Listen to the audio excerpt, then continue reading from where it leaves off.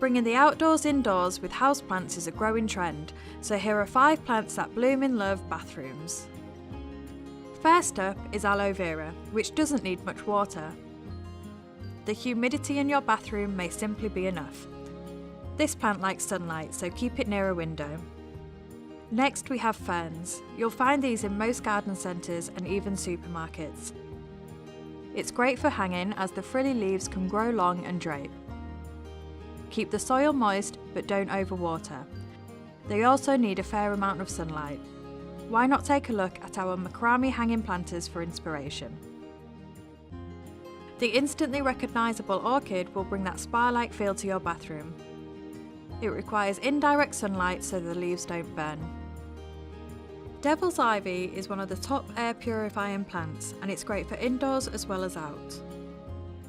Ivy needs moderate sunlight and enjoys high humidity level.